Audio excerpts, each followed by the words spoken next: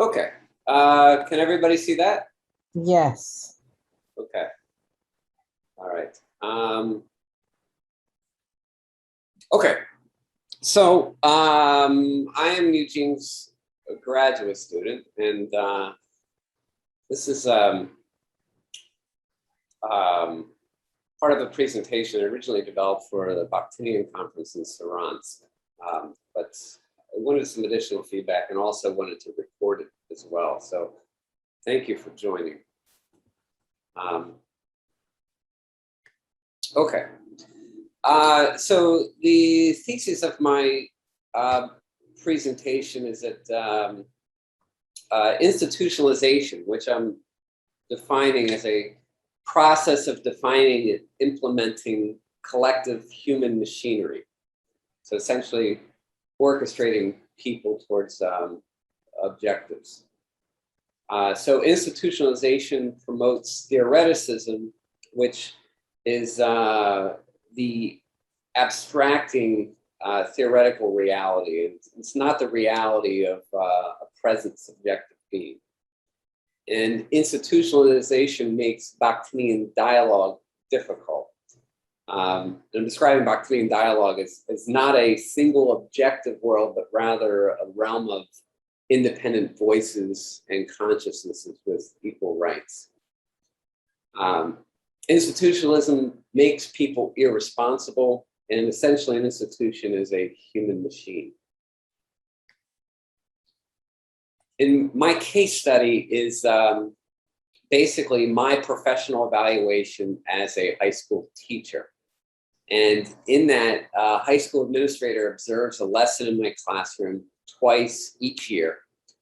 And the administrator evaluates me based on a few different criteria. One is a lesson plan submitted by me in advance, in which I answer a few questions. Most of them are pretty technical, like what is the lesson objectives, data collected on students, and things like that. Then is the lesson observation, where the administrator comes into the classroom and observes what I'm teaching.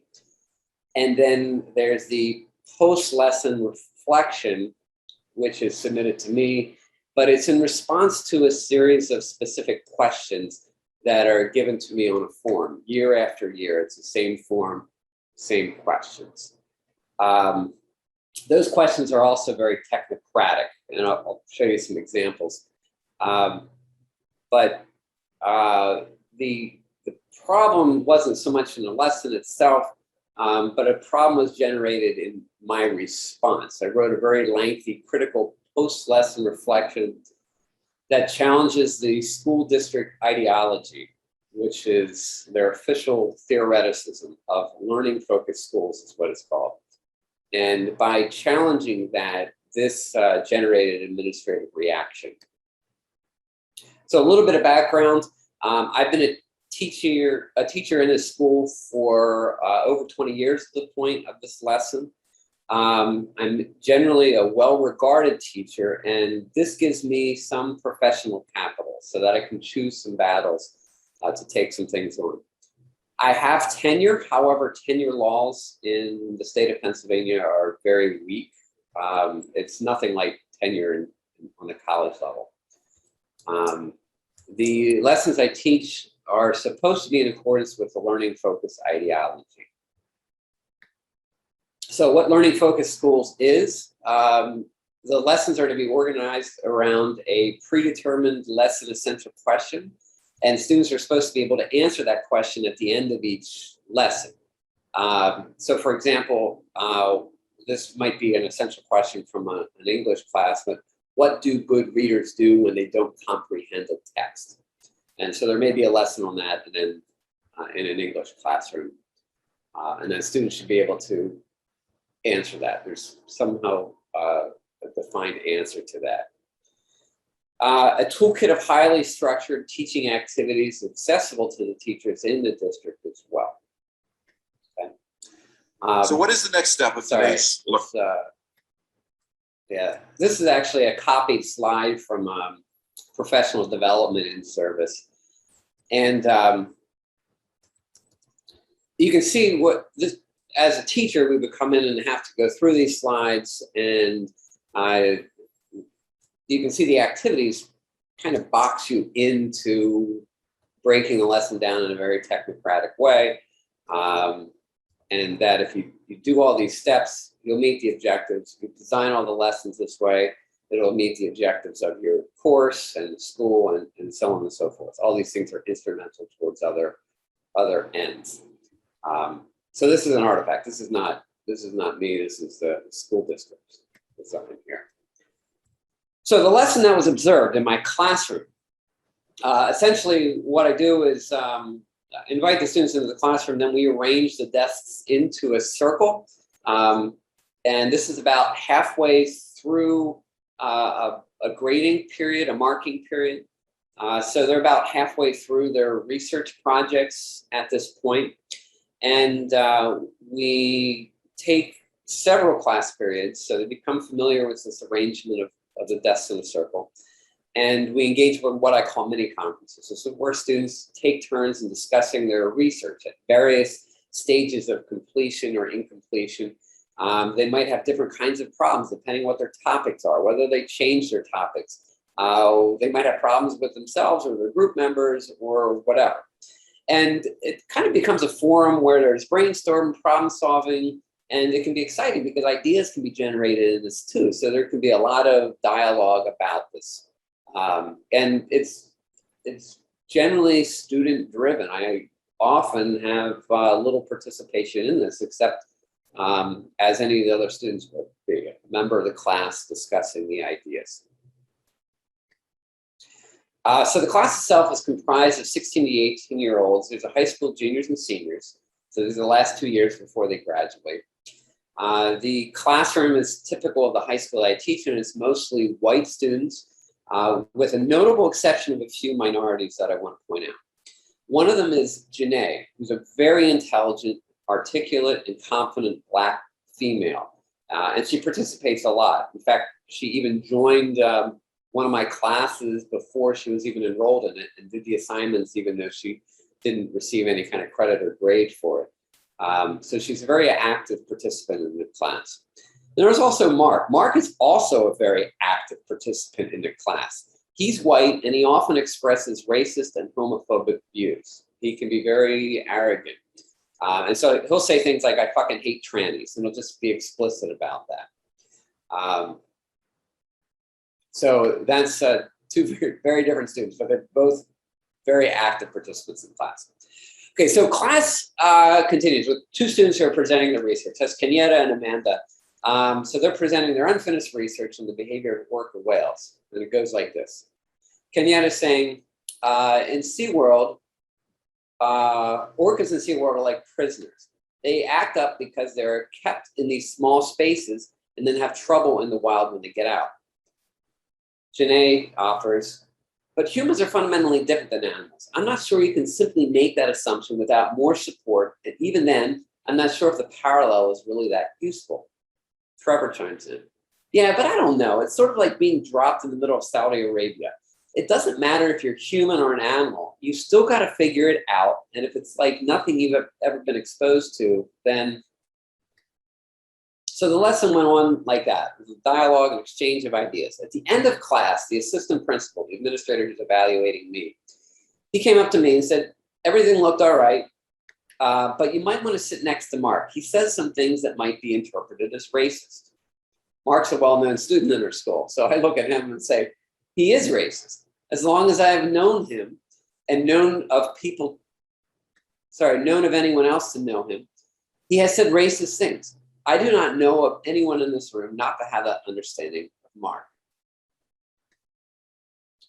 So the post-observation reflection questions, these are the questions that I have to answer after the lesson. And if you take a look at 2, 3, and 4, they're, again, the technocratic questions, asking about these objective things like activating strategies, lesson essential questions, summarization activities. They're supposed to be these objective components of the lesson. But if you look at the first question, as you reflect on the lesson, were students productively engaged in work? How do you know? Usually, a brief paragraph would suffice for all the questions in the post-observation reflection question. But I decided I was really going to take this on. And so this first question I answered with 8 single-spaced pages to articulate my ideas. And in this response, I talked about how a tolerant classroom must tolerate some intolerance, including Marx's racism. I talked about how students had an understanding of Marx's racism, and they appreciated him as a challenge to some of their own ideas. I talked about how Karl Popper's philosophies in open society guided my judgment on how to respond to Marx. I gave nuanced examples of how the members of the class are navigating the complexities of the racism through their interactions with each other. But most significantly in this, I challenged the existing ideology of the school, this learning-focused schools ideology. And I asserted my professional voice in challenging that education is instrumental towards predefined objectives. So he got the questions that I submitted in advance, the assistant principal. So he had time to read them and make sense of them before I actually meet with him.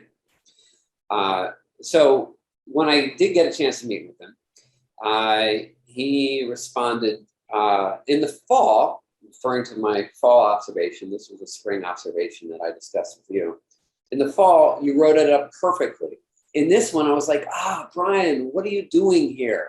Expressed in a disappointed tone. I responded, well, the difference is that in the fall, I wrote exactly what I was supposed to. Now I'm sharing what I really think.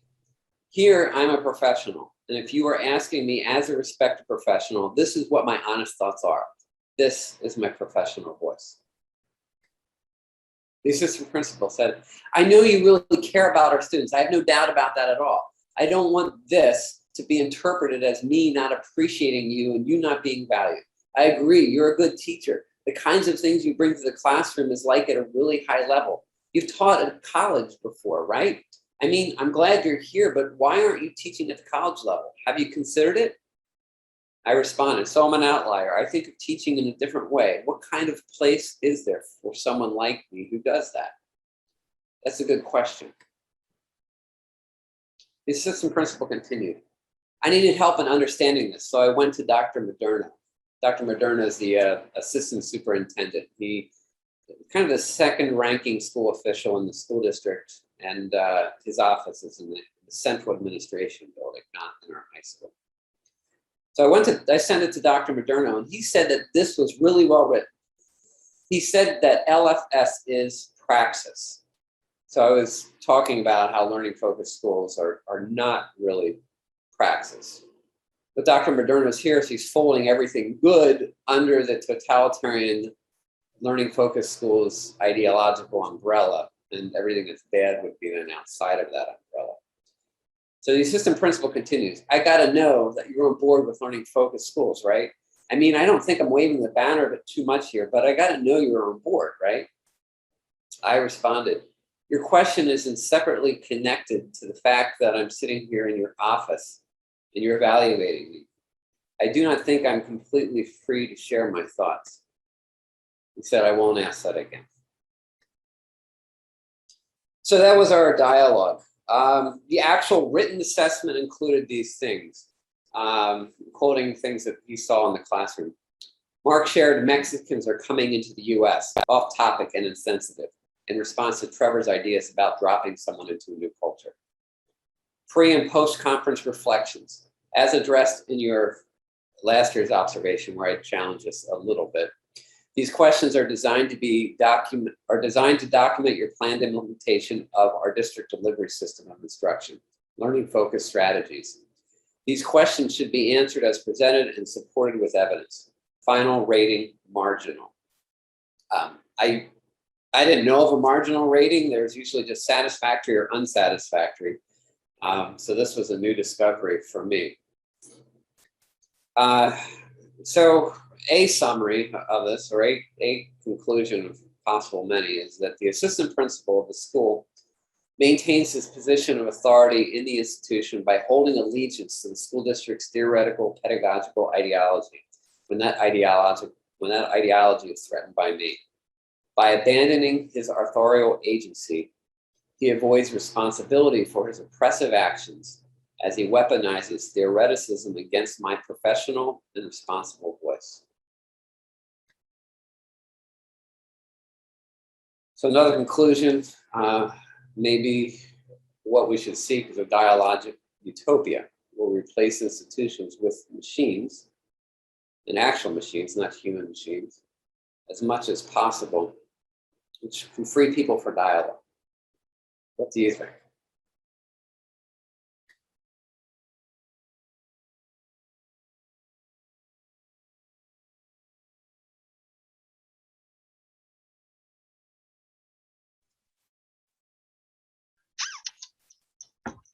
Very interesting, I agree.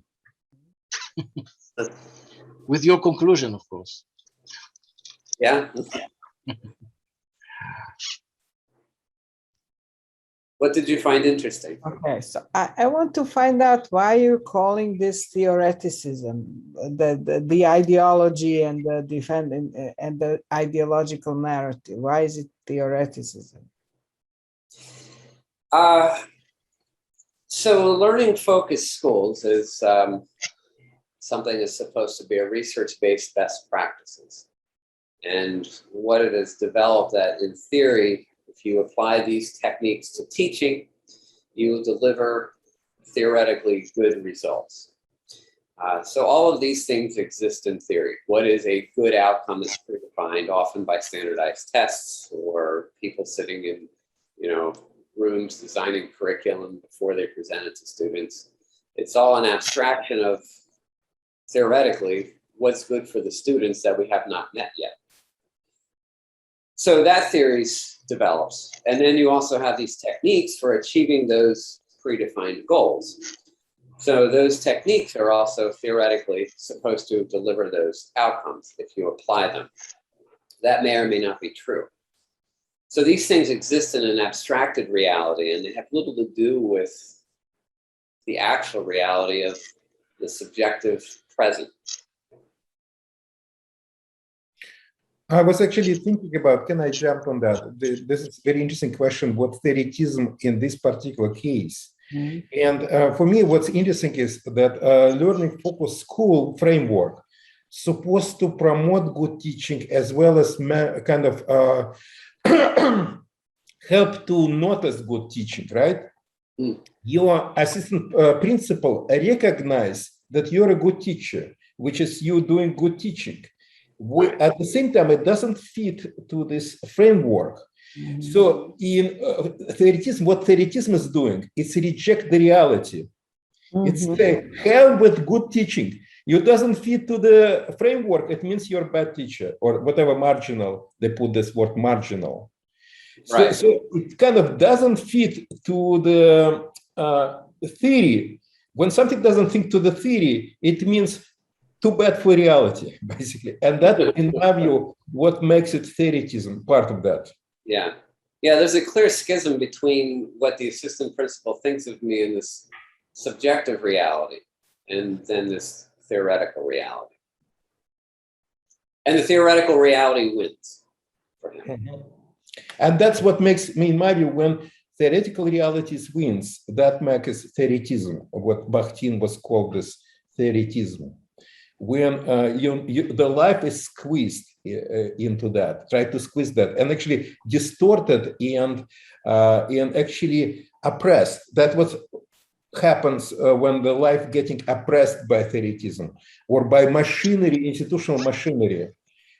Like institution supposed as machine supposed to support practice. Instead, it's almost like it distorts and oppresses the practice. Why not call it political ideology of the school? Like if you would compare it to a country, you would say that it's any kind of dogma like Marxism or whatever, does the same thing. Yeah, but that Marxism, and this is what I think Bakhtin implied in 20s, that it's Marxism, that theoretism. Marxism itself does not necessarily be theoretism. Like learning focus school, it's not necessarily by nature, it's not necessarily theoretism. It becomes theoretism when it squishes life. When it's kind of say, well, this is kind of interesting reflection on the life, and let's see how accurate it is. And maybe it's accurate to some degree. And when it's not willing to adjust to life, but rather squashes us, that has become theoretism. The same thing about Marxism. Marxism itself is a theory, and it can be useful, not useful, accurate, not accurate. It has kind of limitations, right?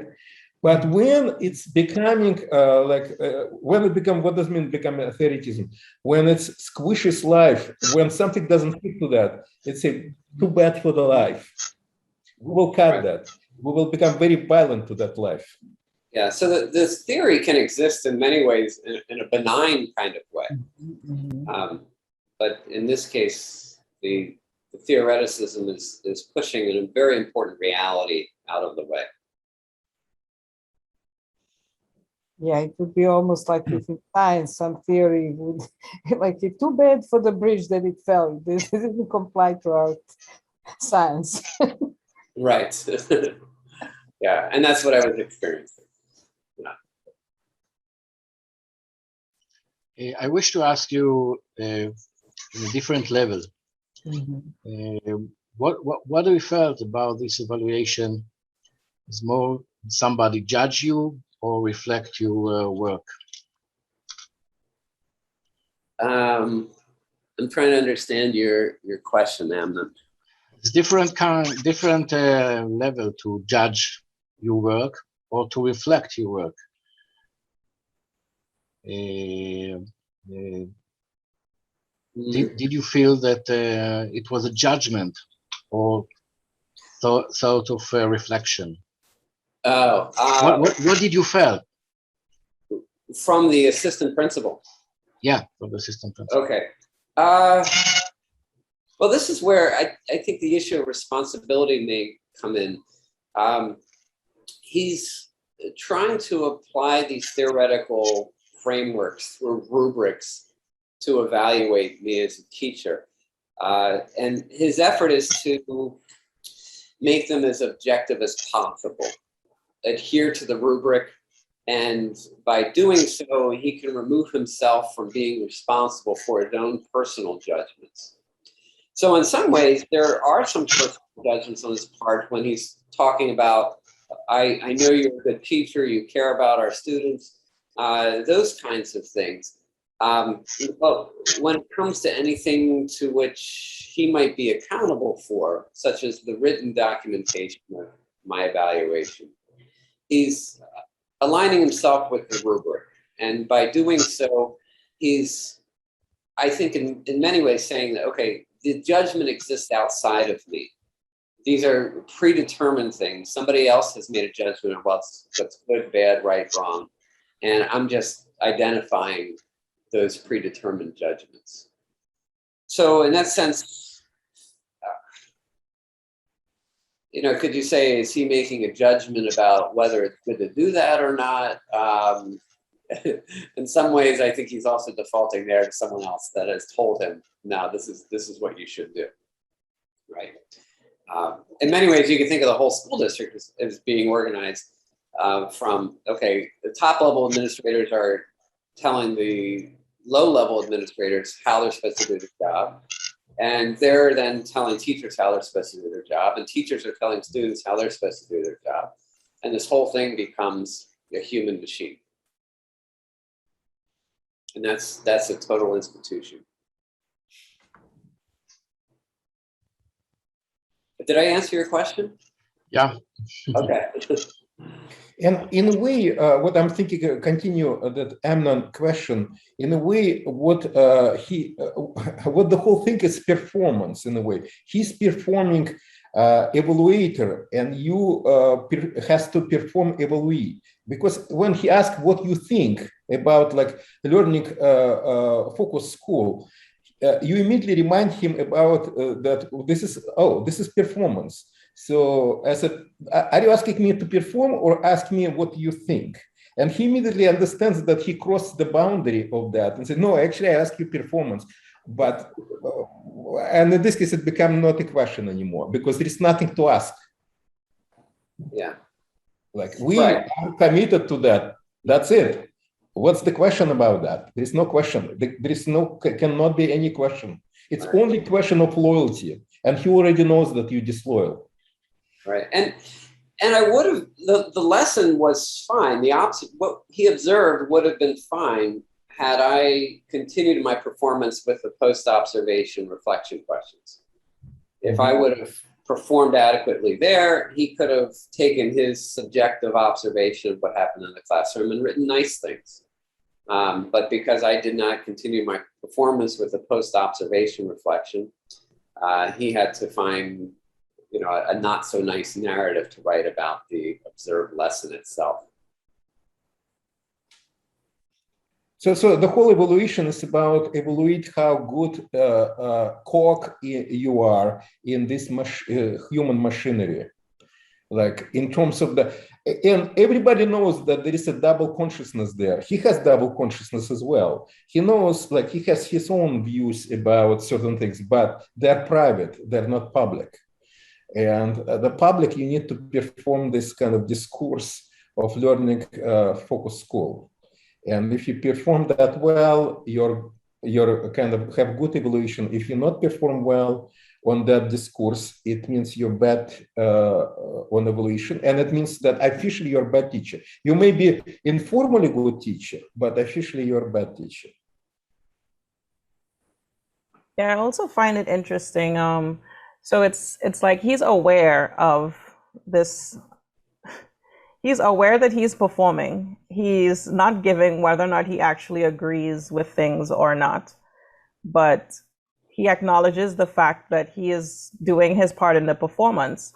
And then he goes so far as to suggest higher education for you as a complement to your abilities, when what I think he's really saying is finding is basically telling you that you don't fit this machine, right? So maybe you need different parameters to operate within, where you're not going to stick out and stand out like that because you're not willing to be, you know, a well-oiled gear in this existing machine. Right. Yeah, that's the only reason that he's suggesting that. Yeah. Yeah, it seems to be a release valve of some kind. Mm-hmm. I'm actually a little bit more cynical, AJ, than you, because I think he wants to get rid of Bryan, and in kind of in nice way, so his life will be easier. Well, yeah, that too. Yeah. I have a question, Bryan. What would have happened if he would have rated you satisfactory? Would you be recollecting what happened in so much detail? Because there's so many details you remember, and so what would have happened if you would have been rated satisfactory? And you know, that's a good question, right? Often when we're threatened with some kind of bad evaluation or something like that, we become hyper vigilant to our awareness of what's going on. I don't know if in this case it would have been much different, because I went into this knowing what I was doing. I know that I was challenging an ideology to an administrator who did not want that to be challenged. I knew that I'd be punished for that. And I very much wrote it wanting to know, what is his reaction to this going to be? How is this going to be dealt with? So I was very interested in his responses. So I think as a result, I would have collected all the same information. And had it been rated satisfactory, that's a pretty standard evaluation to get.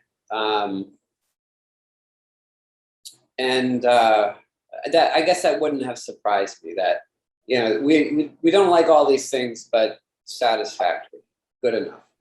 fix it next time, that kind of thing. So yeah, I think your question's really good, but I think in this context, I went in there really looking for his reaction to it.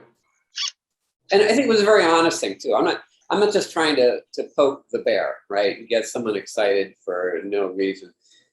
This ideology, this rigid, technocratic way of teaching, or expectation of teaching this way, is something I had been dealing with for years, and I struggled with it. And I was very aggravated by it. So it was very sincere that I wanted his reaction to it.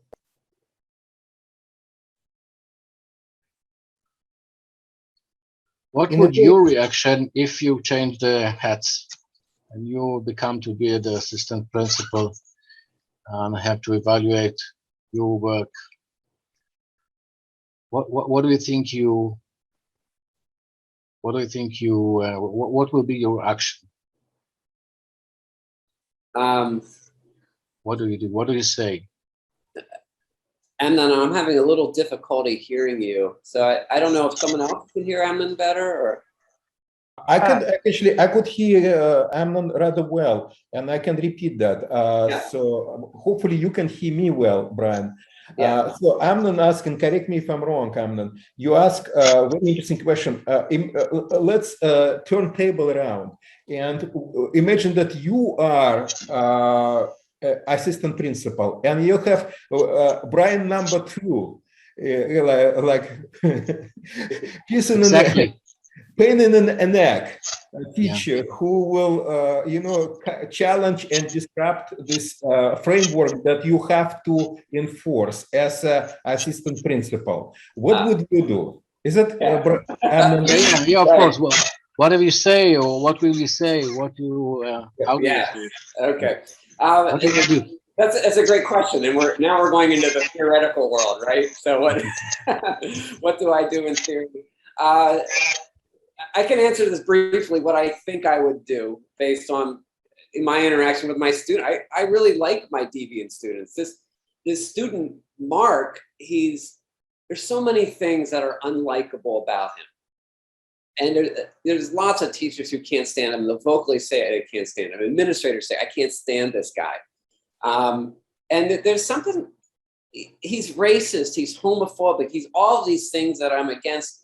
But his rebellion against the machine I kind of like. So I think if I was the assistant principal with a teacher like me, I would encourage it and find how do we find a place for this? How do I become a lubricant in this horrible machine for this guy, right? And now getting away from theoretical, I can kind of give you a real world example of my current assistant principal. So this assistant principal has gone away. We have a new principal and 2 new assistant principals.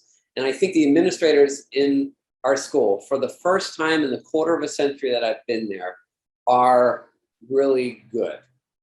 And I got observed very intentionally. I picked a very similar lesson to be observed. And this administrator was really enthusiastic about what I was doing. He really liked the dialogue. He liked the depth of thought. He liked the fact that students were driving the conversation. He liked the fact, he was scared initially. He admitted he was scared when the student research topic was prostitution. And he was afraid, oh, they're going to be talking about prostitution. Oh, this is controversial. But the actual different views on prostitution being shared and thoughtfully discussed became something that he was excited about. So he wrote a very different evaluation that he called things outstanding and distinguished and all of this. So it can be done. The administrator had a lot of freedom to evaluate me in different kinds of ways. Now, one important point is, though, I did not challenge directly the learning focus ideology as directly as I challenged it with the observation I shared with you in this presentation. Had I done that, I do think this administrator would have engaged in that challenge more thoughtfully, as this is intellectually interesting. And I want to talk to you more about this. And that, I think, speaks a lot to the difference in personality of the administrators who are evaluating. Was there a student similar to Mark in the second group of students? In that second observation I described? Yeah.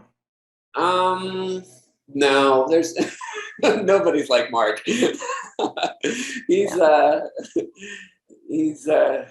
No student I've ever had is quite like Mark. Because I know administrators would, the way that person suggested sitting next to him or things like that, that's something that would stand out as how do we rein in that type of student? Right. And that's something I also got into in the write-up in my evaluation, the post-observation reflection is some of the problems with surveillance. This is not the first class I've had with Mark. He presents a challenge and a problem as soon as he walks into the classroom in many kinds of ways for any teacher. And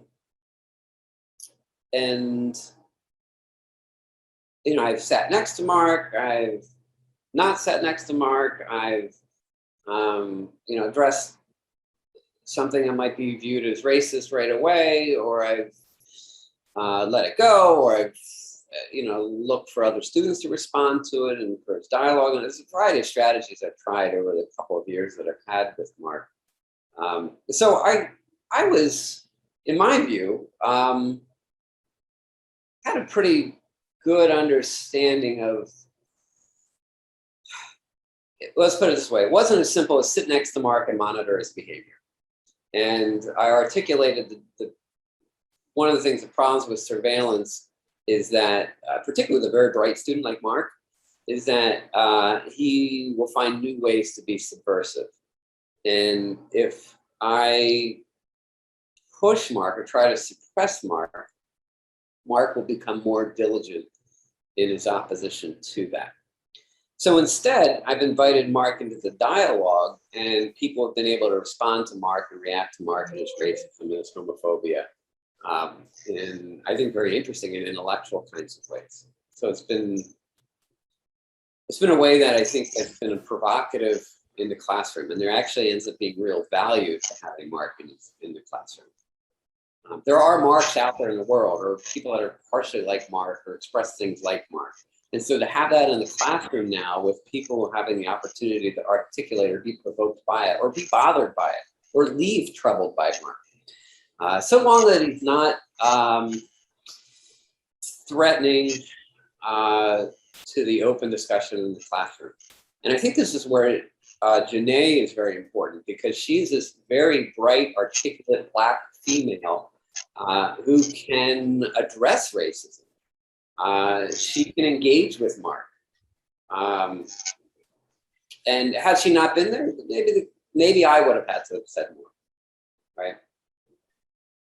So the only thing I would say is using Mark's direct quotes when you're doing presentations is not something that I think you should do. That's my opinion. Because personally, I think if his quote was a racist quote with the N-word, you would not have read every word of it. Mm-hmm. Right. But you did read every word of this other quote that did contain an almost equally offensive word. So moving forward, that may be something you want to be aware of. Okay. Do you explain your free attitude, open attitude to your students, and how do you do this, if at all? Okay, Eugene, can you? Thanks for asking questions, Amnon. I wish I could. Okay. No, not a problem. Not a problem. Amnon asked you to explain your open attitude to dealing with students like Mark, which is can be called using German movie System Crusher. But he's a very particular system crusher, but there is some other ways to do that. But how are you in general? What's your philosophy and approach to dealing with students like Mark? And do you explain it to your students? How do you explain it to your students? Your attitude. Yeah, and how do you communicate your attitudes to the students like Mark to the other students? How you or even more bigger question, how you engage other students in that? I don't know if I've stated it explicitly, but I think that I do sense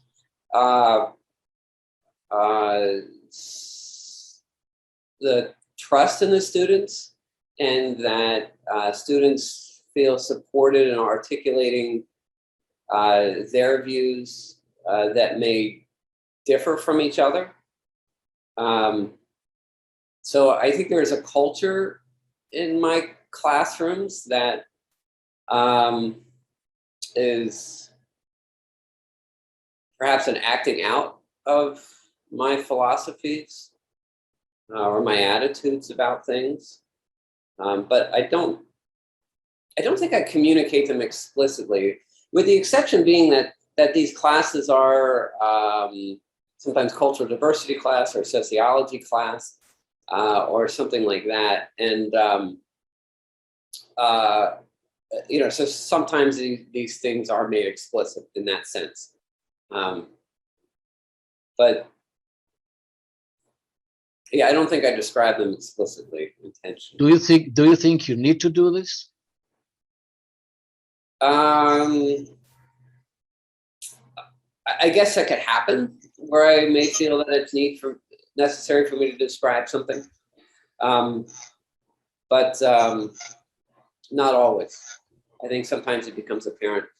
One thing I do in the beginning of the year is I ask former students, and a lot of my classes, I do have former students in them. I have them share their thoughts or their ideas about class. And I think that does a lot to set the culture about what they like, what they don't like, and they're kind of the freedom to express it. So sometimes that happens, and I maybe create a space for that intentionally in the beginning of the year. But after that, I think that a lot of my philosophies become apparent. Did you find yourself thinking aloud with them about your hesitations and your, your conclusion or your questions about what to do with some situation that you tackled with them? I'm trying to think of a specific example, but I would say yes, sometimes that happens. If there's something difficult, I think it comes in the acknowledgement, like, I'm not sure what to do here, or what you think, or what you feel. So I can raise that question, and that may end up leading to a discussion. So there's a lot of things in class that are shared collaborative, like, here's the problem we face. There's been a change in our schedule. We've lost these days. How do we solve this problem with, concern for your interests and your worries or whatever. So I think the same is true that could come up with, an event in class. Like if Mark were to say something or do something that would be particularly upsetting. Yeah.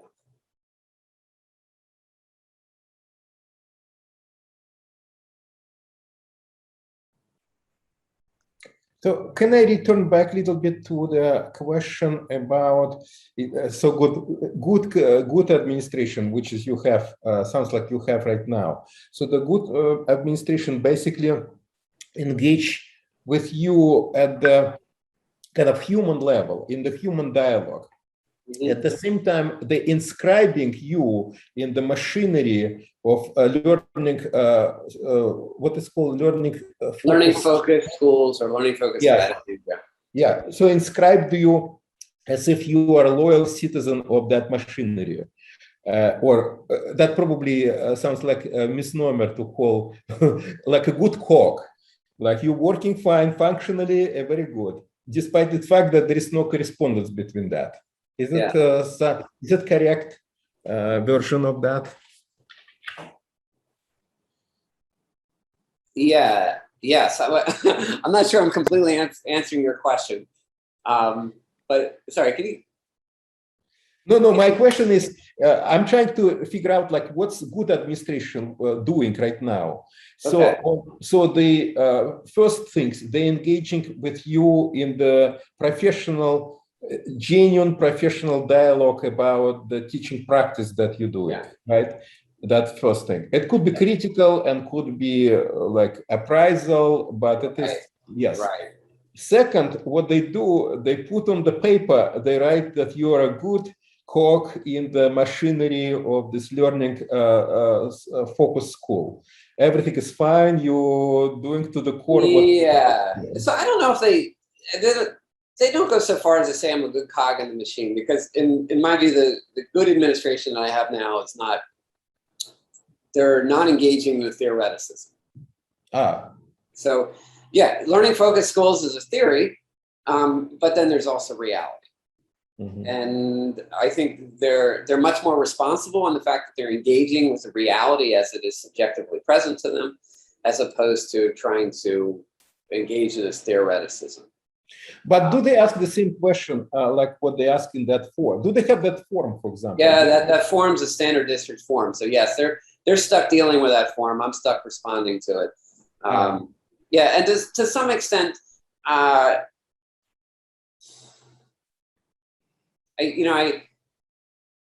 play along well enough with it. So on one hand, it's I get that they're not choosing this form. I'll play along, you play along, and then we'll set that aside and really talk about teaching. Okay. Yeah, so there's a different kind of engagement with it. Yeah, so it's kind of a little bit reminds me of a Soviet joke about we pretending that we're working and they're pretending they're paying us. Right. That there is double pretense going on. Yes. Okay. So thank you. That's helpful for me to visualize what's going on. Yeah, and I wouldn't want to subject my current administration to what I wrote to the previous administration. On one hand, it'd be theoretically or intellectually interesting, but on the other hand, they have a school to run in the context of their jobs. I think they're doing a very good job, and I don't want to derail that. So sounds like, so the question returned back to, I think, Amnon question. I think Amnon, you asked that. So why did you do, or maybe it is Esther. Maybe Esther asked that in the way indirectly, or maybe I'm reading that indirect question. So why did you do that in the first place? I think Esther asked like, what did you expect? But it's not so much what you expected, but why did you do that? Sounds like you intentionally challenged that, you went through intentional confrontation, but why? Right. Because of their theoreticism. They existed in this theoretical world. They're constantly constructing this narrative. They're constantly shoving it down our throats, trying to change the subjective reality into their theoretical reality. And that doesn't work. Particularly when I exist in that subjective space. So I was very agitated by that, and this is my reaction to it. Yeah. So it was very much in opposition to them and their theoreticism. Yeah, Bryan, I'm trying to read up while you're talking about learning focused schools. It's something, I see those effective techniques or whatever, 5 effective techniques. And how can you give your own voice to these techniques? What would have happened if you would have given your own voice, but not only your voice? You see, I only hear about Mark, but what about the other 99% of the students? Where are their voices? I actually see it as the voice of one person who you embody, but I also saw the setup of your class, which everybody sits in that round with little space to be distributed. I live in Singapore, and we have 3 groups of people. We have the top, we have the absolute bottom, which gets handed out, but in between we have a very worrisome 97% who are never heard. They are the meek sheep, and I am very concerned about that. They're never heard. There's always one who has the loudest voice. There's always one who is the sad person. But what about the other 97%? You know, where do they come into the dialogue? These are the people we will never hear, you know, who may die without us ever knowing that we're alive. The Eleanor Rigby's, you know, who sweep the church and nobody ever knows. So, you know, I mean, I look at the whole thing and I think when you start putting it all together, you get these amazing opportunity to start creating something new out of that. Perhaps anger or something, but I always see that when an analysis comes from all the factors that you start putting together, you create a whole new dialogue for yourself rather than an anger dialogue, or, you know, because it's in the past. And I think one thing I've learned in my life, and I've had a lot of setbacks, if I look at the past, I become a very bitter person, a very angry woman. I don't see hope. And I think that is something, perhaps putting it all together in a light, how would I do it within everything? What are some creative moments? I, for example, would change a whole setup of your class, that whole circle, it's static. You know, what would happen if you have different levels of seating because you get different power relationships? What would happen if you just throw it all away, the chairs, and let people find a place? These, I think, are opportunities. I mean, this is something personally, you know. Right. Yeah, it's a little beyond what I'm doing with this this current research, but I agree. I mean, you can throw these things out and do different kinds of things, and I don't think this classroom is kind of extreme with these two extreme characters, and it poses this challenge of when you have, you know, very sometimes vulgar and outspoken voice in the classroom. And Mark has a lot of charisma, and there's a lot of students he entertains. And then you also have Janae, on the other hand, that's kind of like the rises to the occasion to offer a counter narrative. And, you know, there's other participants in that. But you can have this emergence of these two poles in this classroom that I described. And that poses a particular challenge as a teacher.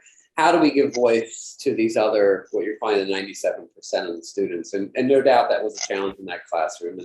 And I think given that situation, I think I did all right. I think, you know, I was meeting with these students in smaller groups and discussing things in different kinds of formats. So it's not like this was, this classroom in a circle was what was happening every day. Nor do I think what I described there was really capturing the full discussion of what was going on in that classroom. I did pick two extreme examples because I think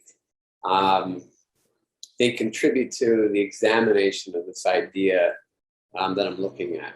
And what I'm really interested here in this case is particularly my relationship with the assistant principal and the theoreticism and those kinds of things that get into my professional evaluation. It's a classic study for self-study of you. It's wrong. It's really, you have all the components of self-study in your work. Huh. And you can publish it. Well, I'm hoping to. Thanks, Alan. Really, no, you have all the components. You just have to organize it, but you have all the inner dialogue and you know, the tension between theory and practice, and what bother you and how you deal with it, and what is the everything there. Good. Do you aware to this kind of study, self-study? mean, I don't. Sometimes when I think of like methodological approaches and different kinds of studies, I don't always know what comprises a self. You should read some. Yeah, there is a journal, studying teacher education. This is the name of the journal. Studying teacher education. Studying teacher education. Okay. I believe you find it very interesting for your study. Okay. All right. Thank you.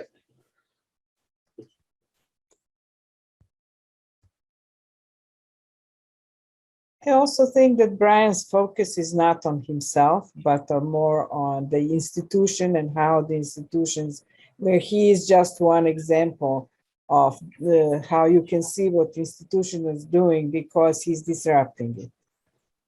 But the tension between the institution and his beliefs or his voice is very loud.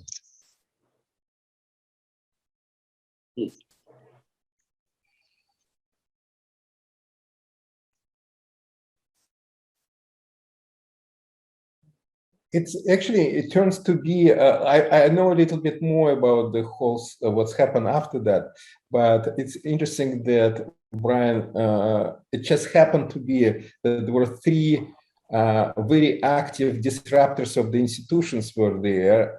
One of them, of course, Mark, he disrupted the institution. Another one, you, and the third person is Janae, which is, again, we don't hear that about her disruption of the institution, but nevertheless, and actually the biggest, to some degree from institutional point of view, I would say, talking on behalf of that, I think the biggest enemy or the biggest disruptor, it was not you or Mark, but it was actually Janae. It was. I don't know if you want to hear a little bit about this. These are very coincidental things, right? So everything that I shared with you happened, and I was very interested in the responses and everything that I generated from that and shared with you. But there's some very coincidental events that happened after this. So as a teacher, sometimes you get some feedback from students. Sometimes they write a note to you, sometimes they contact you, but more often than not, you don't. But it just so happened that at the end of this school year, Mark wrote a note to me. And in his note, it was a very brief note, he said, I pretty much hated high school. I hated everything in it. I hated all the teachers except for you. Thank you. And that was a note from Mark. In December of that, so it's half a year after graduation, Janae writes to me after her first semester in college saying, Mr. Campbell, I just wanted to thank you for the classes that I had with you and what you brought to the classroom as a teacher. I'm at Howard University, which is a historically Black college. And I have, and some somewhat prestigious Black college. And I have a 4.0, I'm doing really well. And the kind of thinking you brought into the classroom has been really beneficial to me. Thank you very much. Okay, so I'm getting these two notes from these opposing voices in the classroom. And then a few months later, Janae and her family ends up suing the school district that I teach in for racism that is occurring. And that ended up in an extended lawsuit that the district had to face and did bring about some changes and some, issues of sensitivity and all those kinds of things. So that was kind of a big deal. Not kind of, it was a big deal. And so these are very coincidental events that happened after all of this. And somewhat extreme.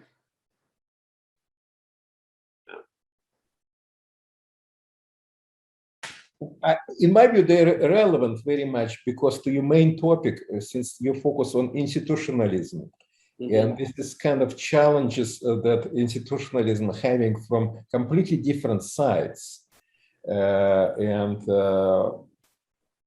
it's kind of interesting that, in my view, maybe I'm wrong, but for me, they are very much related challenges. Yeah, I think so.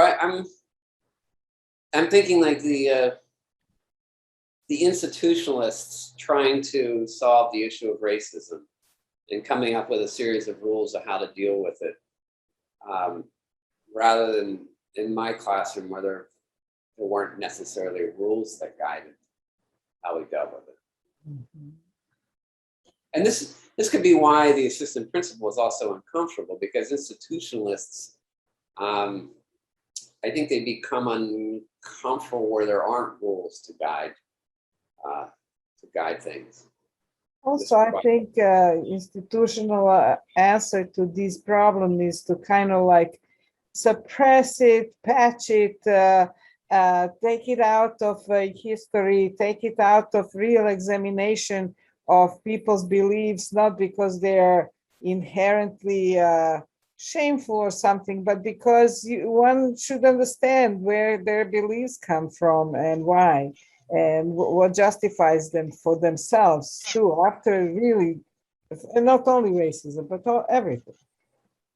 It's kind of, so what Anna, you saying that it's suppression any controversy and making everything smooth. Like assistant principal basically telling you, suppress Mark because that's controversial. And they also suppressing a lot of important tensions and problems that has to be resolved. And like Injane pointed out in her like lawsuit with her parents, that there is a lot of bad things happening, but the institution was systematically suppressing that in order to make life smooth. But Eugene, I think we can't ignore from what happened, for example, in the social media or the social Facebook and Instagram and so on, and differentiate it from what happened in class. I believe that we should consider what happened there outside of the class in order to cope with these dilemmas, with these tensions, with these problems. I think, Bryan, it is very brave that you have addressed the whole issue. And really, you know, this is where you are now. But now comes the time for you to grow and move beyond. So for activism to start taking place, that you also clearly position yourself, you know, I mean, to move beyond this is to really see where does the problem lie. Is it Mark, or is it the 98 children who, or 98% who doesn't speak? What is it about institutionalization that molds that 98% and doesn't give them a voice? Well, Mark will always have a voice. He was born to have a voice. So was the other one. You know, I think Mark already had a voice when he was just out of his mother's womb. So you have those people. So then comes from here, what is your next step? You take this, you're looking back at it, and you see that the institutionalization is killing education. Basically, that's true. But how? And how are you going to position yourself in that new struggle? And part of that I'm trying to figure out, because this is, I'm trying to make sense of all of these things. So, you know, documenting it, sharing it, discussing it, to really understand institutionalization and how it affects me as a teacher. Because this is what I'm focused on is my professionalism. And, you know, as a professional, I am concerned about my students. I am concerned about the diversity of voices that exist in the whole classroom, right? But as I try to engage with that professionally, in the past, I would try to do that while it felt like administrators were dropping bombs on me, right? So this became an exploration, not so much on how do I try to capture 100% of my students or engage with them or whatever, but how do I find the space to do that? You know, where is this, you know, why am I fighting administration while I'm also trying to do this, right? So this became my exploration. You know, as a professional, how, well, first of all, what is professionalism and what is interfering with it? And, you know, how do I make sense of that, right? And so that's where I'm at now. And then from that, I may develop ideas, you know, it's, as a teacher, it's ongoing. I'm constantly confronted with my students and wondering what their thoughts are, particularly the ones who aren't necessarily as vocal, right? But as a professional, you know, how do I find that space to do that? That's kind of what I've been confronting with this. And Bryan, can I jump on that and ask, so how you see, what does it mean to be professional, or what is professionalism from your point of view? Yeah, well, that's a good question. And I think I have different definitions that I've written down in different places that I'm trying to recall right now. But I think part of it is you know, responsibility. You know, part of it is having some expertise in a certain field, but then it's also engaging in that in a responsible way. And I think that this is an idea we had talked about, as being a fiduciary agent for your clients. And in this case, these are my students, and I'm acting as a fiduciary and acting in my best understanding of their best interests. And in this case, it involves hearing from them what their best interests are. And then I become an agent of them, essentially. I'm asking that because you can, of course, probably familiar and probably experience many times that the discourse of professionalism happens within institutions as well. Like good professionals, they will say also competent, but the competent, what does mean competent from your point of view? AP. It's one who is doing a learning focused school, and who knows how to talk about that, who knows how to pretend doing that, and so on and so forth. That will be good professional, good teacher from his point of view. Although his good teacher has double meaning for him, for AP, because he also good teacher from his point of view. At least he's saying that, but not good. You're good, but not good. It's kind of, but he would also define professionalism as competence, definitely. But that's what you mean by competence, and he would mean by competence is very different thing. And I can hear you. Yes, he would say the loyalty should be to the theoreticism. That's the loyalty, right? So it not to the students, of course. Right, more like compliance and obedience and being really proficient at that. Yeah, and that's another thing. I think with professionalism, we're dealing with contextually unique situations, and so this is where I think then a professional needs to be making some judgments. And if we remove judgments, where we essentially orchestrate this perfect machine, then I don't think we need professionals or have professionals anymore. We have cogs and wheels, right? And hang on, there's something here from, we look in comments. So from, is it Shahida? Yeah. Gina? Okay. Yeah, Shahida. Hi, Shahida. All right.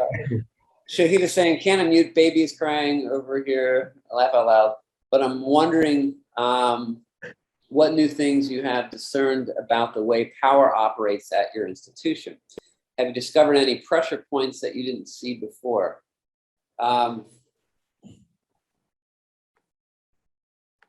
That's a good question.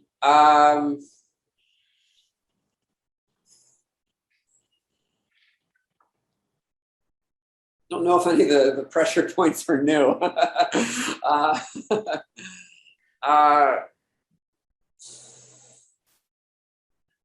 I think in some ways, maybe I tested my existing ideas about power. And I don't think there was any surprises in them. I'm not saying I haven't been surprised in the past, but I think this was, I don't think there was any surprises in this. It was, there's some things that were interesting in it. So I was talking a lot about the assistant principal as the administrator. In our building, there's 2 assistant principals and a principal. So the principal, at the point of this observation, it was, I think, her second year as principal. She was principal for 3 years, but for the 20 years preceding that, she was an assistant principal. And so I had dealt with her for years. And if you remember in the observation, there was a reference to last year's observation where I was told that I'm supposed to answer the questions as they're written. That was her observation that she had done this the year before. So her presence was very apparent in my observation by this assistant principal.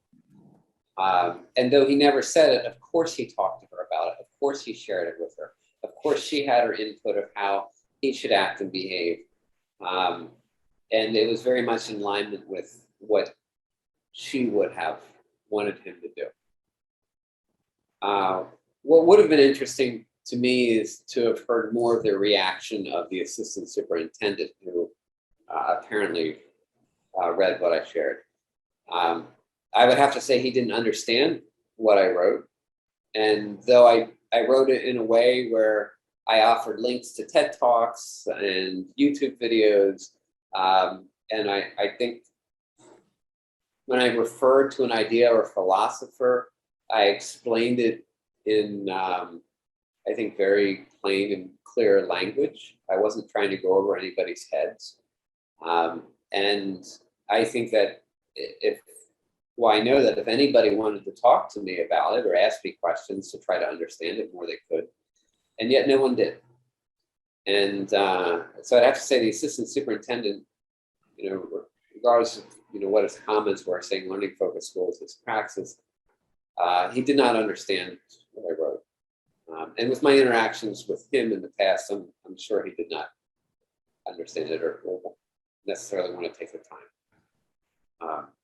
I also think that in a position of administration that has to, just execute their theoreticism, he was not interested in discussing your approach to education or negotiating or delve deeper whether he understood it or not. It was just not on his horizon. No, you're absolutely right. And to do so would just be to engage with the thread even more. Right. Can I offer some observation, Brian? I'm just thinking about how you answered to the Shahida's question, and you said that nothing was surprising. And I wonder if actually Esther is right that this experience make you bitter a little bit. Because let me tell you that I don't think you're correct about that. Okay. I don't think you wrote 8 pages expecting that you will be rejected and poorly evaluated. I don't think so. I think you had a hope that unfortunately was crushed, but the hope was to engage in human relations with AP, and you having that hope back then, writing 8 pages, and him might be, by try to connect him, try to give a hand in a way, like professional to professional, to wake him up from this institutionalism, from being a institutional zombie, and hoping that reading 8 pages is not a small thing, which is each of them required if you I remember that form, it required some paragraph reply, right? And he wrote 8 pages. And I think you, I think you were surprised and not was surprised. What you were surprised, I think, was, maybe I'm wrong, but maybe I'm psychologizing you right now too much. But I remember you were very much disappointed. And disappointed means that your expectations were not met.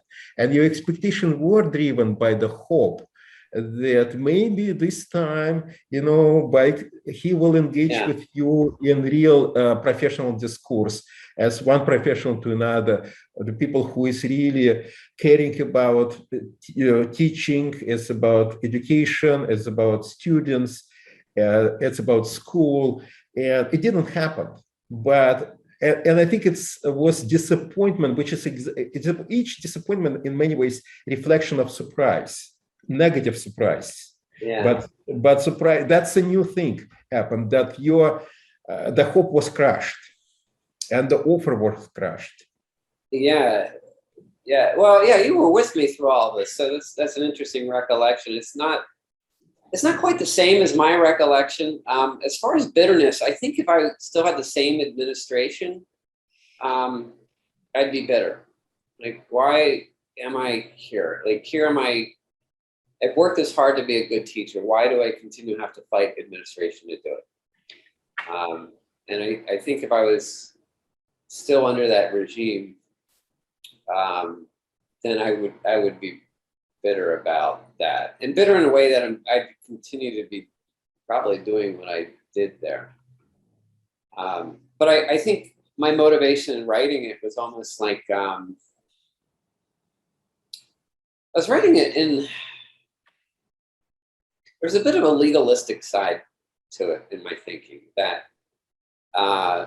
you know, you're not going to engage with me in actual conversation. I'm going to write this in my official evaluation where this goes on file and administrators have to look at it and they have to respond to it because I want them to. And I'm going to write 8 pages because it's going to take 8 pages for me to make sure I capture all the angles of this, because this is not going to be a dialogue. I've got to write, you know, my treatise here, and you're going to respond to it. But I have to anticipate, you know, the different dimensions of this. That's why I have to write so much of it. As far as hope for actual engagement, I don't know where that engagement would have happened.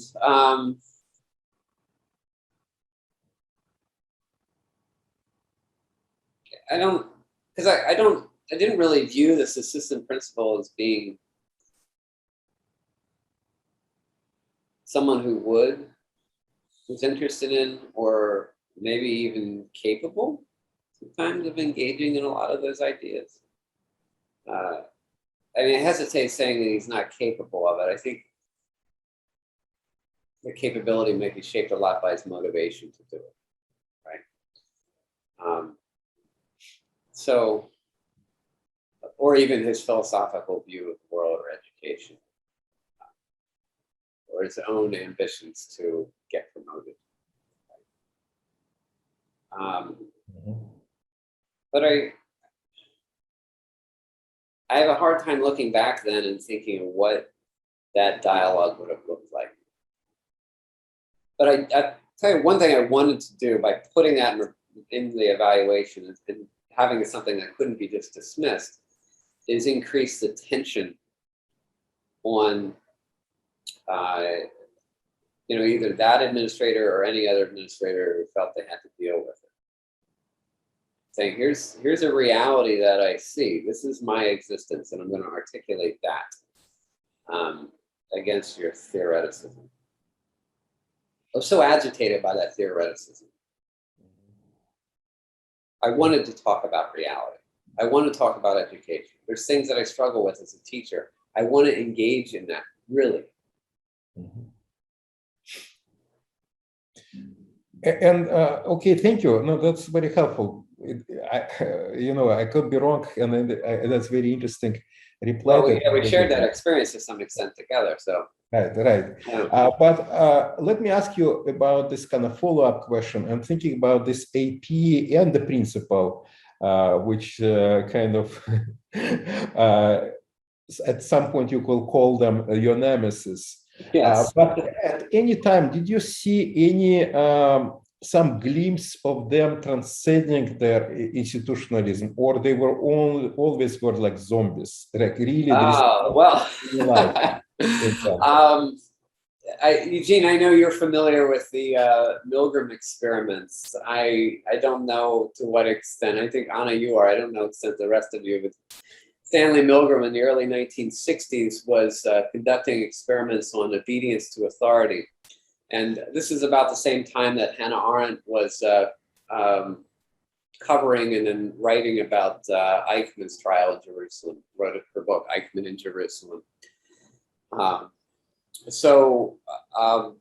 Milgram had this experiment where he had a subject come in and ask a series of questions to an actor. And the way the experiment was set up, it appeared that the actor was the actual subject of the experiment. When the actor got the questions wrong, a shock was administered. And the voltage of these shocks would increase to the point where the actor would be screaming in pain, saying, "Let me out, let me out, let me out," and even eventually become quiet as if they're dead. And they're in a separate room so they can't be seen. Of course, the actor's not really getting shocked. And the real experiment is, how far will the person who's administering the shocks go when they're simply told to do it? I mean, obviously, they're creating incredible harm to this other person. What's obvious should be obvious to the subject of the experiment. And I think in watching those videos of Milgram's experiment, you see the person administering the shock protest the directions given to him to continue to administer the shock. And you can see how uncomfortable he is in his chair and moving around, and sometimes even stands up and says, "Shouldn't we stop? Shouldn't we check on him?" But he goes back to his seat and continues to administer the shocks. And this is what I saw in my assistant principal when that dialogue was going on. And he's saying, "Well, I don't want this to be interpreted that I don't think you're a good teacher." He's uncomfortable in his seat. He's moving around. He doesn't want to give me a bad evaluation, but he's trapped now between his theory and between another reality, the subjective reality, the responsible reality that he senses. So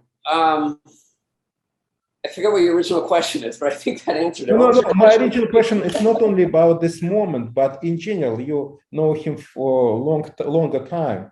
And if there is any times when he kind of stepped out of this role, institutional role, and was acting either as a professional in your sense, or as a human being in just phenomenological sense, like somebody who is like, if somebody is pain, people feel sympathy regarding their ideology, regarding their institutional place, and so on and so forth. Something like something human. Did you see any glimpse of that, or he was always was like that? No. He absolutely. There would be times he tried to be collegial. He, maybe talk about. Sometimes he was driving home and saw me out on my bike and talked to other people about it. And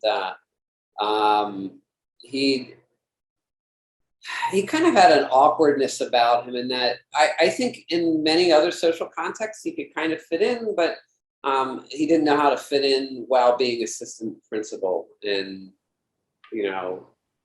playing his role as assistant principal. So that made for somewhat of an awkward presence or awkward relationship. The principal herself, I think she's a very interesting person. I think that she suffered a lot from low self-esteem, and I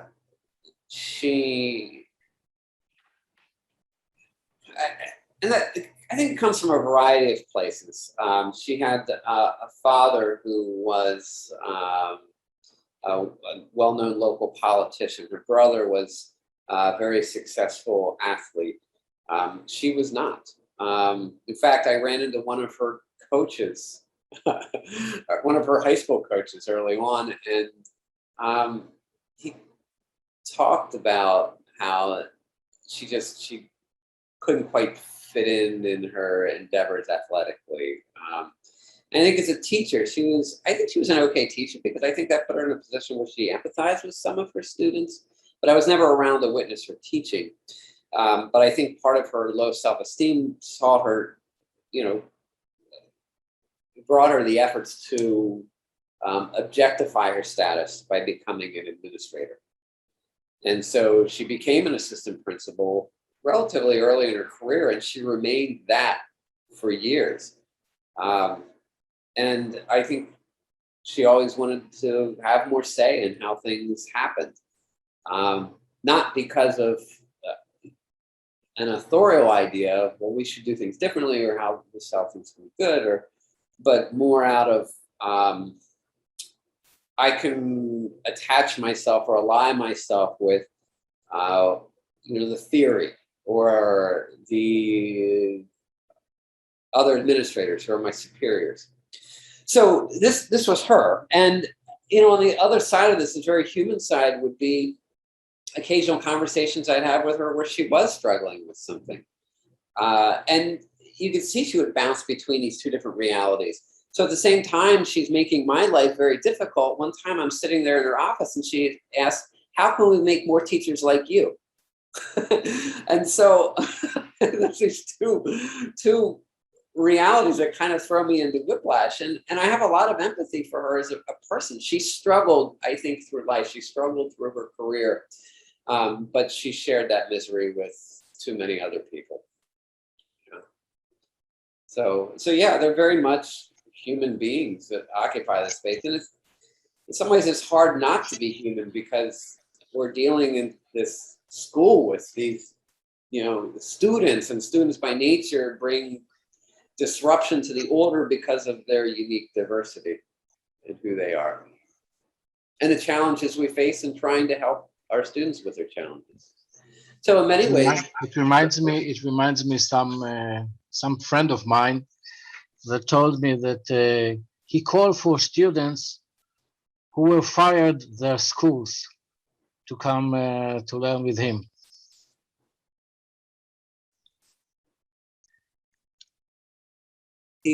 Say it again. I'm not here. I say that it reminds me, my friend, that called for students that fired their schools. They fired the schools. They fired the schools there, yeah. No, actually, I got it. I just saw. It's so interesting what you said. I just couldn't believe that this is what you mean by that. Yeah, very interesting. Firing the school. Yeah, that's interesting. He looked for these students. Yeah. So I in the context that Bryan, that you were principal, maybe we'll look for a teacher that that stand against the institution. Yeah. But don't you think that everybody has their own personal struggles? And I think this is where we create an empathy towards each other, rather than, if we compare where we come from, and if we constantly have to do that, and I think, can we sidestep ourselves? And maybe, Bryan, for you to move on to start looking more empathic, at the whole situation, at the people, and perhaps not being judgmental of where people come from. I think for human beings, let us not be judgmental of who we are, or what demons people carry. People carry a lot of demons. And it is for us to have that empathy. And to have that dialogue, to step into that other person's shoe and to see, but how would the world look from that perspective? And I think that I would like, I mean, I see a lot of bitterness in your talk. Yeah, let me share an example with you about that. And sure, teaching in this kind of environment where I think the empathy was one way. And this is kind of outside my research, but there's interesting research on how in hierarchical institutions, people will maybe empathize with their hierarchical superiors. They're aware of the emotionality and the space of their hierarchical superiors. The hierarchical superiors don't necessarily have to empathize with their hierarchical inferiors, but they too are oriented towards their hierarchical superiors. Okay, I'd say our current administration in our building is not like that. Okay, our past administration was, and for that reason, to teach in that environment, I think I'm all right with having been bitter there. I'm not there. That is the past. I don't feel bitter about it. But I'll give you an example of how my empathy can also, it can burn me. This was in the last year with that principal before she retired. She had organized a meeting and broke us into 3 different groups. And the group I was placed in was with a number of experienced teachers. And we were tasked with some job of coming up with, I forget what the exact was, but it's some way of improving the school. And so this group of experienced teachers started to talk about, well, here's what we can do to improve the school. And it actually involves changing how we're doing observations, changing what we're doing with our lesson plans, changing a bunch of these administrative tasks that really weren't helping our students, but ended up occupying a lot of our time. So our principal comes back into this meeting and she blows up with anger at us. She's yelling at us about, this is not what I asked you to do. This is not what I asked you to come up with. And we were scolded and we were sent away. It was the end of the day. It was the end. It was a meeting. It was after school. So after that blow up, I did not want to interact with her for a few days, just out of danger. Okay. So I don't. But at the same time, I thought, man, she just went through this meeting with a whole bunch of experienced teachers who were really standing up for what they thought. And she reacted very hostilely. This must have been very much a threat to her. Must have been a big stressor to her. So after a few days, I go into her office and say, hey, I just want to check in. Let's see how you're doing after this meeting. And she immediately became defensive and she escalated it again with there and she became threatening to me. And so empathy can only go so far. But in this case, it was met with, a lot of combative resistance from her. So I don't know if that helps describe some of the context I was existing in. And I think that I did have empathy. And I think I don't have any interaction with her. I hope she's doing well. And I'm glad she's no longer the principal. But I'm not sure what else I can do in terms of empathy. And most importantly, my concern is for my students. I don't feel like I should have to spend time not only dealing with the bombs that administrations are dropping on me while I'm trying to do my job, but also try to manage their emotional well-being. In many ways, I think the roles should be switched around where they should be supportive of what I'm doing. I'm really working hard to support the students. I'm giving feedback in terms of my own struggles and trying to figure things out and maybe things that I need. But instead, under this old administration, it was bad. Yeah. And so to try to empathize with them any more than I have, I don't think I don't think I'm obliged to do more than I did. Mm-hmm. In fact, I think I did more than what most people really could under those circumstances. I actually agree, Bryan, with you, and Esther maybe disagree with you respectfully. There is time for empathy and time for bitterness. Everything is good.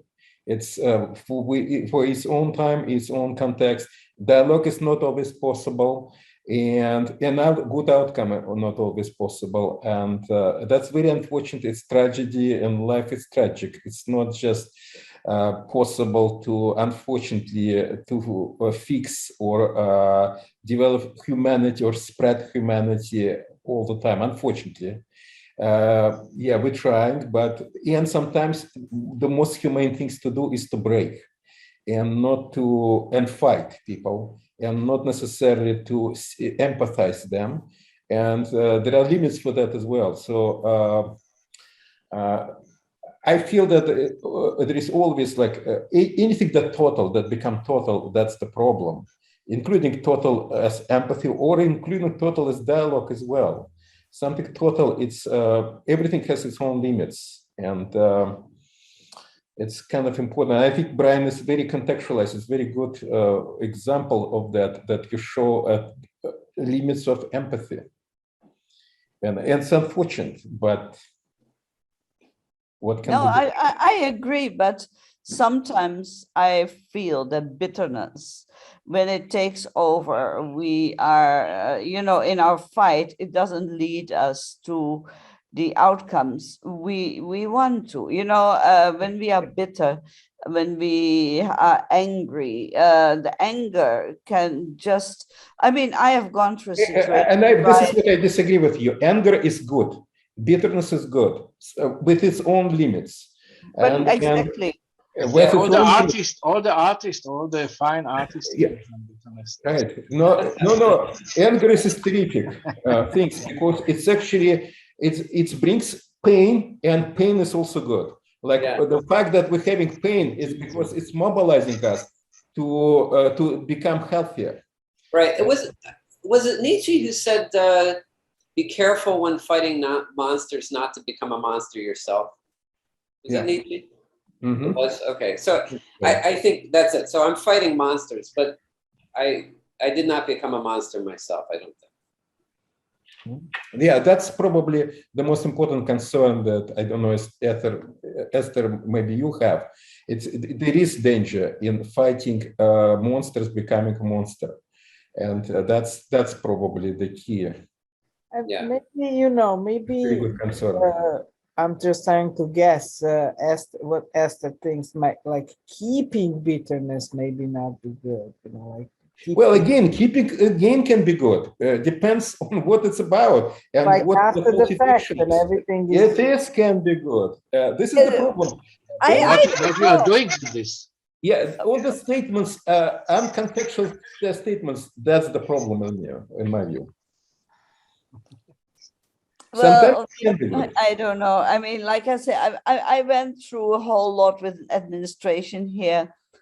And I came to realize that if I would listen to them, I wouldn't be who I am today. I have to listen to my own voice, but that voice was not one of hatred, but belief in what I so believed in. And that moved me forward. If I would have continued that fight with, he did this to me and he did that to me, I wouldn't be who I am here today. It would have consumed me. And now my love for what I did in the arts and the people I work with is taking over, and it allows me to move forward. That has been a struggle, but it has always kept me there to contextualize it and not to bring it into my life. And like my husband, he puts me always in my shoes. He said, don't bring your therapy home, at home, please be, so I have learned to really distance myself at times. Which can be very harmful as well, suppressing your emotions and, and many things. Yeah, you see here, your husband is very interesting. He put your therapy away, but you need therapy. And maybe not with your husband, but somewhere. and not only therapy, and you need to have your fight and anger to use for things that is important, for protecting other people and including yourself, protecting your profession. And sometimes it requires anger and bitterness, because they can mobilize you. Yes, I was And protecting my life. I was protecting my life, my profession, and my students. Yeah. And they were being attacked with these bad expectations. It's interesting. We might have different philosophies, but I think this idea of there is a sweeping way, like for example, for empathy, or there is a way that from dialogue. In my view, that's always suspicious. There is no way out. That's the problem. There is no this silver bullet that helps, or ignoring other things like hatred, for example, can be good as well. Surprise, surprise, but I would say, yes, it can be good as well. The thing is, it's just, that's the art of the life to know when it's good, when it's not good. And I agree, not to become a monster. That's very important. And I'm very appreciative of the administration I have now. And having the past experiences, I think I can make a lot more sense of what's good about this administration. So I don't feel I exist in constant bitterness.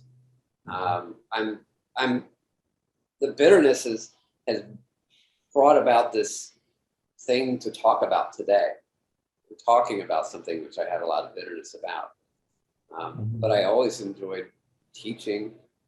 I feel like I have good relationships with my students all those years.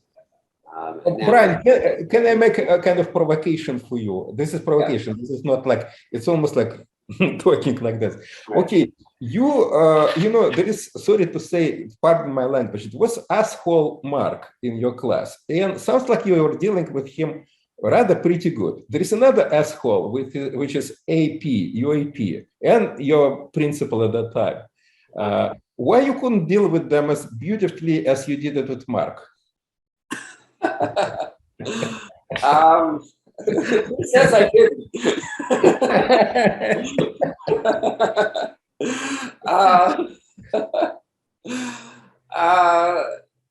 Let's see. Well, it's interesting. There's two different roles there, and maybe it relates to power of some. Yeah, that's what I start thinking. Maybe Shahid is right. Something about power, I think. Yeah. And authority. Right. So, well, and authority being a little different. I wasn't necessarily claiming authority over Mark, but I would. It existed almost like positive and negative freedom. My relationship with Mark was more of negative freedom. Like here's the boundaries, okay, and I'll referee the boundaries. Mark, you can't become physically violent, right? You can't become threatening to students' physical well-being or, you know, to some extent emotional well-being, and I'll referee those boundaries. And within those boundaries, Mark has a lot of freedom, okay? With the assistant principal, it was more totalitarian. This ideology was to define everything, and I was supposed to define all of my teaching through this ideology. So it very much existed as a positive freedom in that Isaiah Berlin sense. Yeah, but in the case of Mark, you were defining the boundaries, but in the case with your principal, he was defining the boundaries. That's true in both cases, but one's those boundaries are defined in terms of like negative freedom. Like I would say, well, here's what is forbidden, these things. Okay, outside of that, there's a whole lot that's permitted. Okay, and with the assistant principal, here's what's permitted. Outside of that, everything is forbidden. Right. So. What's that? Do you have to go, Anna? No, Esther. Oh, Esther? I can't hear you. You're muted. I have a very early morning call and it's 12 o'clock midnight. And Anna knows I'm changing into a pumpkin at the stroke of 12. So I don't want to cause any more Already disruption. starting to, Right. It was great listening. Good luck, Bryan. Amazing, your experience. Keep on that fight. And maybe I'm the woman, the softer side. No, that's very good. It was a great provocation. Thank you, because we wouldn't have talked about those things otherwise. So thank you. Good night, all. All right. Bye. Good night. Good night. Thank you. Okay. Sorry, where were we? You answered the question why you couldn't, like, we're talking about boundaries. And Yeah. how it's different for dealing with Mark versus dealing with AP. Two assholes, sorry, pardon my language, but what's the difference between your dealing with Mark versus dealing with AP? Right. Why you couldn't do the same beautiful work to do with AP as you did with Mark? That's my provocative question. Right. Yeah. Well, yeah, I think it is power. Like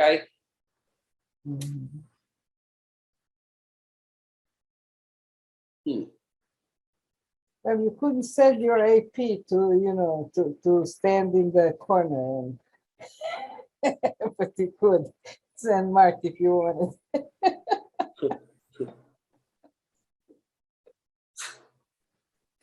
You're muted, Eugene. Yeah. So there's something. So Mark and I are sharing space in this classroom, right? And I do have the power to make that on my terms. Mm-hmm. The way I exercise that power, I think, is one which allows a lot of it to be on his terms as well, which is why I think he and I got along all right. The assistant principal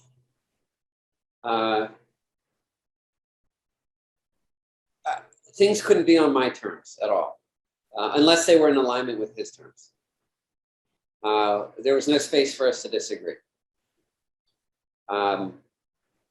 Again, in my classroom, maybe I had the power to make those spaces or not, but with Mark and I, there was freedom to disagree. In fact, the disagreement could be interesting. With the assistant principal, there wasn't freedom to disagree. And there was freedom for me to disobey, but I'd be punished for that. So I don't know what kind of freedom that is, right? So there was something inhumane about my relationship with the assistant principal, in that I wasn't free to be honest, right? And exist as an honest being. And that's something I don't want to take away from my students. So Mark was racist, he was homophobic, but I think he was free to be honest about that as a being for who he was. I was not free to express my thoughts about education.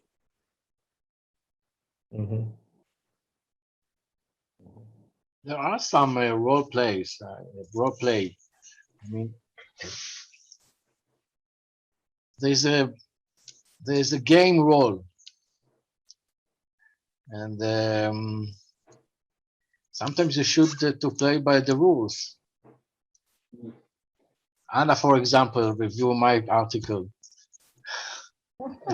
She had the play of the reviewer, and I have the play of the writer. It was very bitter for me, but what do I have to do? Yeah. Right. And remember, Anna? Yeah, I do. Yeah. I'm sorry. This is the game. Right. This is the game. She had the authority. What can I do?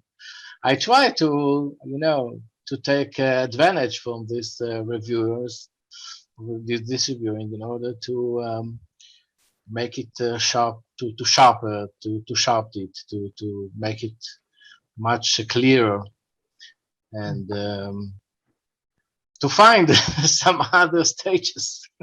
Yeah. And I think my survival depended on playing a game there a lot. But this was kind of a breaking point that I felt I needed to do something else. But it also came from having amassed enough professional capital that here's a good teacher saying these things, right? If I wasn't viewed as a good teacher, if I wasn't respected as a good teacher by my students and colleagues, and that wasn't well established, then I may not have been in the same position to disengage from the game and share my thoughts.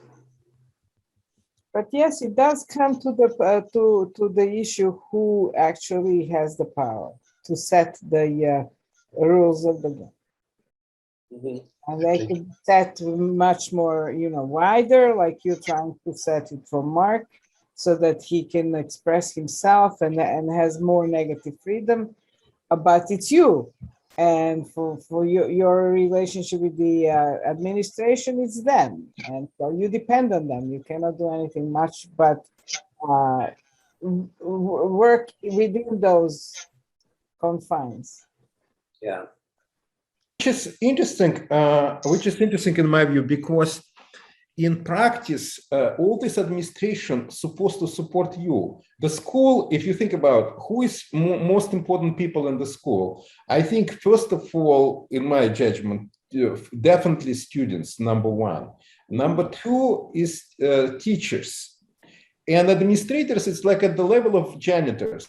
And I'm not anything against janitors. I actually very much respect their work.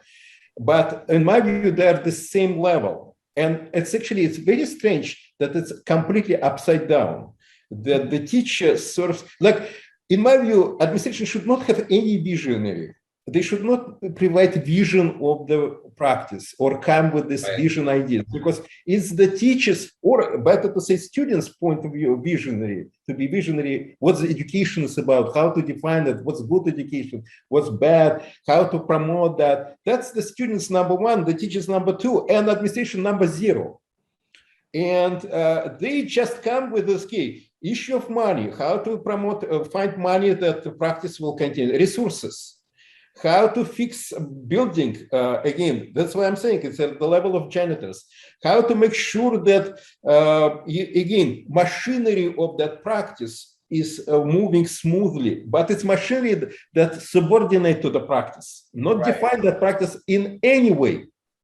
That's why I don't see why administration, they should not be even in leadership position. They're not leaders.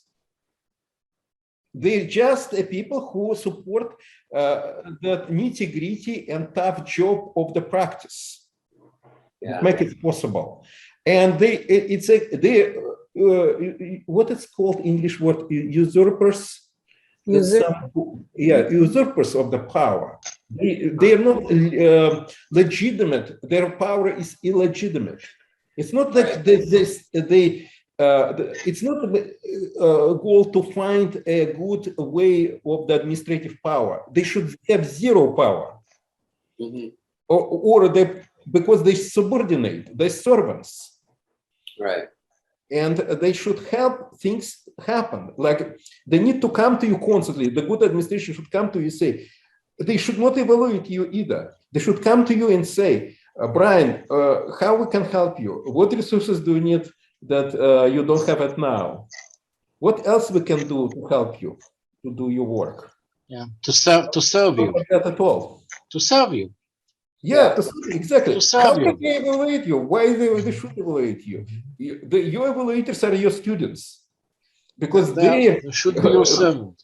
Yeah, because you're a servant of them. You're helping them to learn, to provide their education, right? Their self-education in a way. So they should evaluate you how you're doing from their point of view, and everything. Administration should come to you and to the students, say, hey, how we can help you. Yeah. I'm just thinking about, because you ended your presentation on the note like how it should be. And I think it's a very good idea to think about how it should be. And it's not only the fact that it's human machinery should replace me as much as possible by like machinery, but also, which is true, also there is like people who helping, they should help rather than should lead. They're not leaders. Right. Yeah. I have to leave, I'm sorry. So thank you again for your invitation. It was very interesting again. And thank you, Ramon. Very nice to meet you. Very nice. You too. Bye-bye. Bye. See you soon, Ramon. Thank See you soon. for questions. Yeah. Okay, maybe I should switch off right now, or should I keep running? Because I can cut these things if we need to cut something. Oh, I think to turn it off. Yeah. Do you want me to turn off or not, Brian? Sure. Yeah, we can turn it off because I really need to go to the bathroom. If you can give me a minute. Okay. We've been going for what?